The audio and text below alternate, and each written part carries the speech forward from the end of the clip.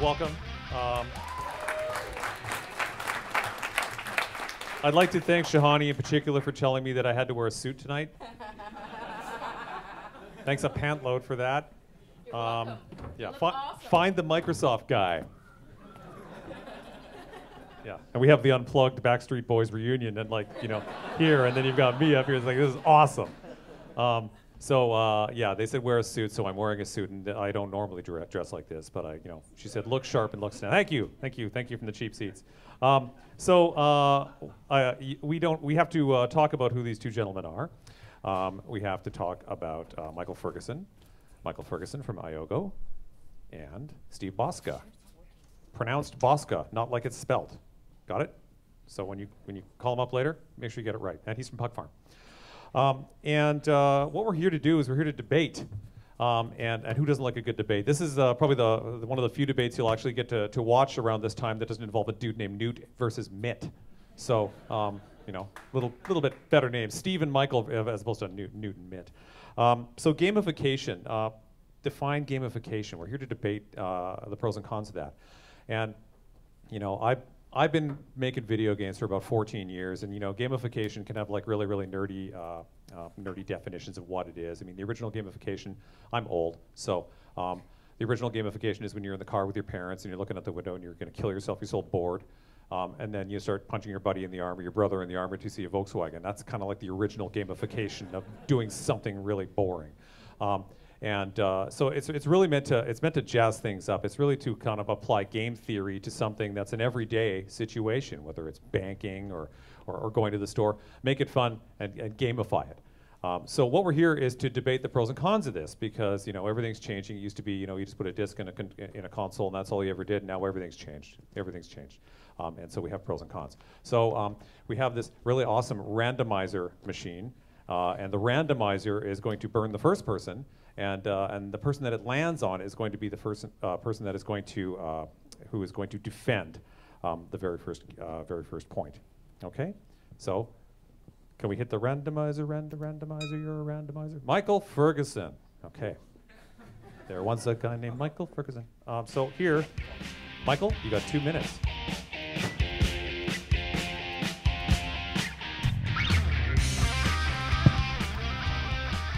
Is gamification effective? Gamification is an ancient human behavior. So we have always made games out of everything that we do. One of the first games I learned to play as a child was hide and seek.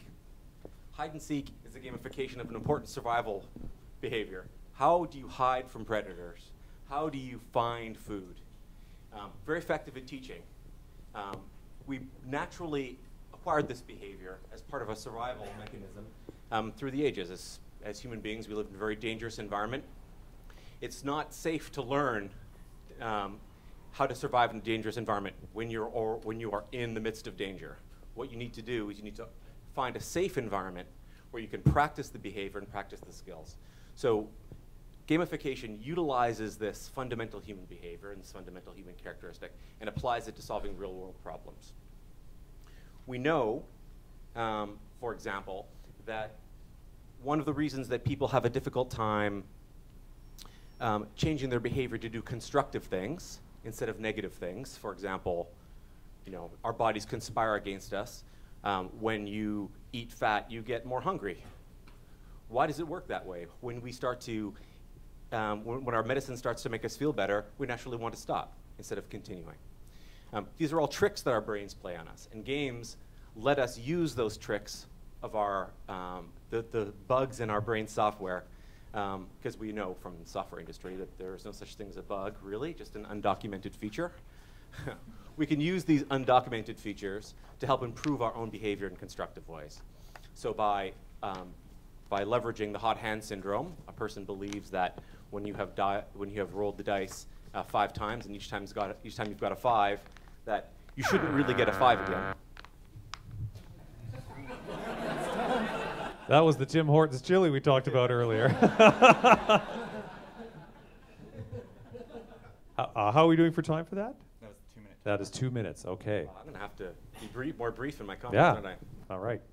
All right. Would you care to defend the point, Mr. Bosca. Boy, would I. So the opposite side of this, what we're really talking about here is loyalty. So we're talking about creating loyalty, and what really is loyalty? Well, loyalty is when you have, it's not when you've got something great and people stick with you. Those people are just being smart. Loyalty is when other people have something better than what you have, but people stick with you anyway.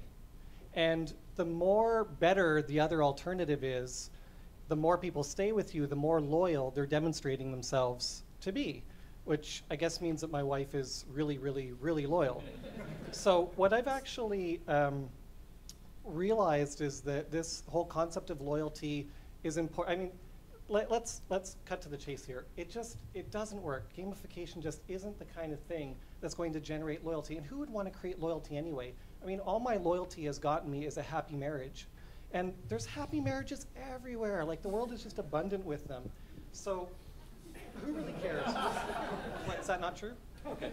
So the only important online metric is page visitors. Everybody knows that, because what I want to know is that you're getting 20 million people coming to your convenience store. And I don't care if they're not sticking around because they're just cutting their way through to the alley. What I want to know is there's 20 million people coming in through the door, because really, you don't even want them spending money. If they do, you're going to generate revenue, and you have to pay taxes on it. Nobody wants to pay taxes on revenue. It's the most demoralizing thing to have to do, to take revenue, because then you have to pay taxes on it. If you're trying to motivate business objectives, well, forget about it. Why would you even want to use gamification to do that? Because all you're going to do, you're going to get people on your website enjoying themselves, doing things that you want them to do, maybe buying merchandise and having a really great time, and then all you get to do the next morning is clean up the big digital mess that they've left for you. Well-timed noise, a digital mess. Wow. Where did you get that sound? That is that was an awesome sound. Nice job, Joe. Okay, Michael, would you like to rebut? You have 1 minute. Well, it's a hard argument to rebut. Okay, well done, Steve. Why would people want to have fun? Fun is free. Fun is free and fun is effective. If you want to make somebody do something again, well, you'll make it fun for them. And how do we make things fun? We make things fun by making them satisfying. Everybody wants to have satisfying experiences when we try a new product, when we are attempting to change our behavior in some constructive way, when we want to become more healthy. We want to feel satisfied. This is the goal of fun, is satisfaction. And we know a lot about how to manufacture fun, how to engineer fun into systems from the video game industry, from thousands of years of human behavior.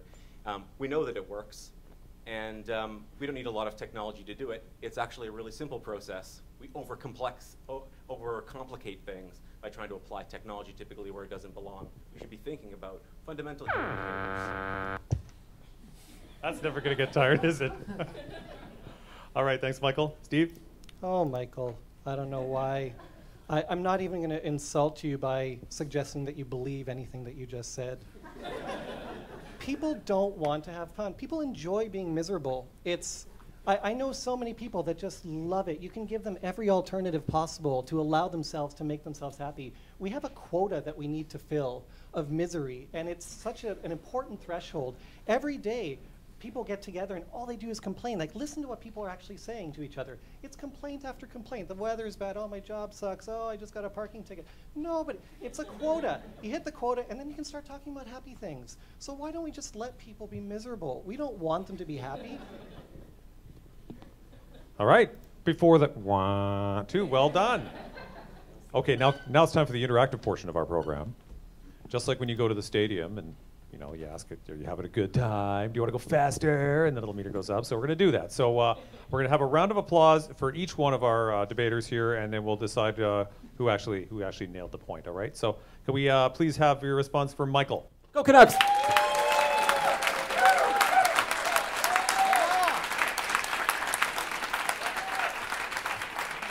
I was really hoping that thing was going to move.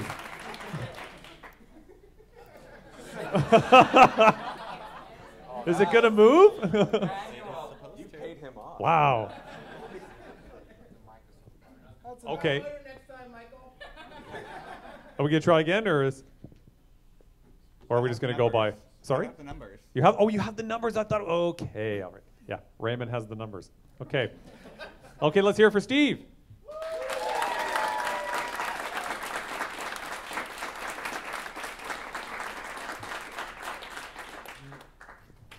And the survey says,